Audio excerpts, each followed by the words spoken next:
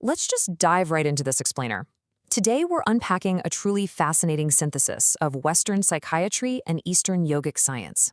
Based on the deep insights of Dr. Alok Kanojia, who you probably know as Dr. K, we're going to explore how we can fundamentally unlearn negative thoughts and, quite literally, reclaim our minds from the exhausting noise of the modern world. So if you've ever felt like your brain is just stuck on this exhausting automatic loop, yeah, you are definitely in the right place. Take a second and think about your absolute deepest wants. Now, ask yourself, are those desires genuinely yours, or were they conditioned by the screens we stare at every single day? It's kind of a terrifying thought, right? But to understand how we might just be operating on somebody else's programming, we first have to take a hard look at our environment. Which brings us to Section 1, the modern digital trap. Look, the crucial point here is that the internet doesn't just, distract you. It actively drains your cognitive willpower. How? By locking your brain into this relentless cycle of emotional hyperactivation. Think about the emotional whiplash you get just scrolling your feed. You feel fear from the news, then anger from a controversial post, and boom, next second it's a cute cat video. This constant extreme fluctuation actually radicalizes your perception and traps you in an echo chamber. And physiologically, it's exhausting your interior cingulate cortex because that part of your brain is literally working overtime to suppress your totally overstimulated limbic system. So you aren't just tired, your brain is actively being chemically drained. And this perfectly captures the ultimate danger of the newest digital frontier, generative AI, a cult of one. I mean, wow. It acts like this ultimate sycophant that just reinforces our existing paranoias and biases, completely stripping away the reality-testing friction we normally get from talking to real human beings. It just feeds your own thoughts right back to you on an endless loop, which can completely untether you from reality. Let's move inward to Section 2, Understanding the Ego. To actually figure out who we are beneath all those algorithms, we really have to look at the ego. The ego is basically any statement that follows the words I am, defining you by external roles or social conditioning. Think, I am a professor, or maybe I am a loser. Now, in Eastern philosophy, the ego isn't inherently evil. I mean, we need it to function in society. The trap is that it's just a fragile bundle of external labels and comparisons, and we make the massive mistake of believing that this bundle is our true foundational self. The real danger is that the ego thrives entirely on comparison, and because of that, it's literally never satisfied. If you base your entire life on proving your ego right, like say you're desperately trying to go from feeling like a loser to being a winner, your mind is just going to continually move the goalposts. You could become incredibly successful, and you know what? You'll still be miserable, because the ego's hunger for comparison is basically infinite. So how do we protect ourselves? That's Section 3, Building Distress Tolerance. Distress tolerance is exactly what it sounds like. It's the human capacity to just sit with uncomfortable emotions. And right now, we're seeing a massive societal tanking of this exact skill. Instead of actually processing negative feelings, people immediately try to suppress them or manipulate them, usually by just grabbing their phone and doom scrolling to numb out. This massive decline is a huge driver behind the sheer explosion of mood and anxiety disorders we're seeing everywhere today. But we can rebuild it.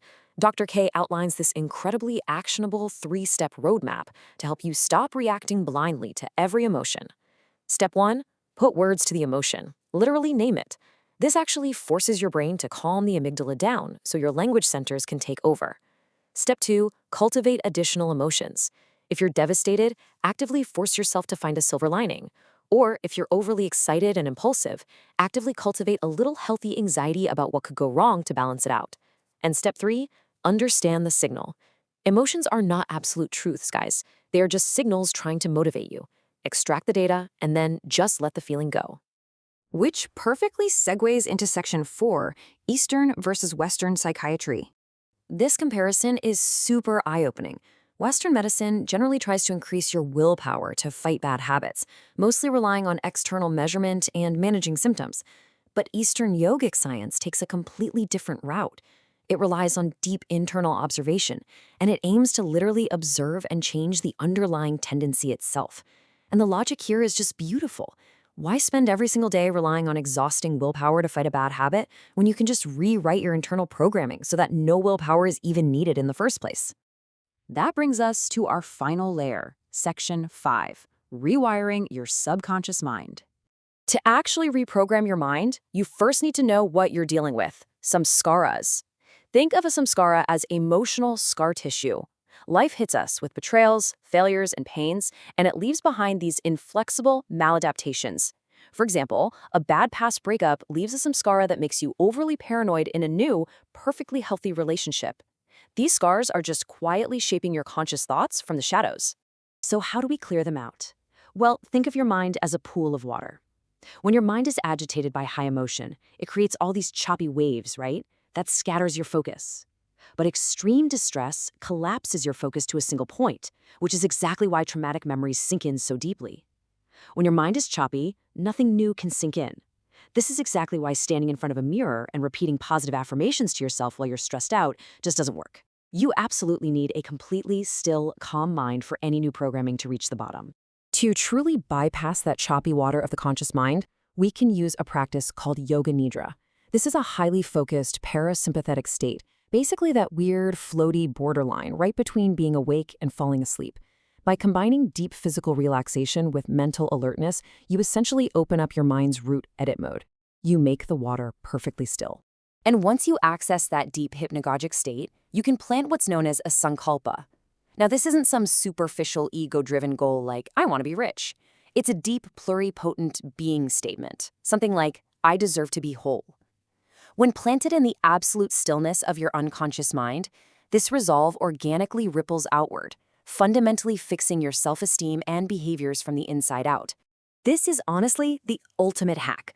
Rather than forcing yourself to act differently every single day, you use this ancient science to fundamentally rewrite your source code. You enter that hypnagogic state, you access the deep edit road, and you implant a core sankalpa. You are literally changing the underlying software that generates your desires and reactions in the very first place.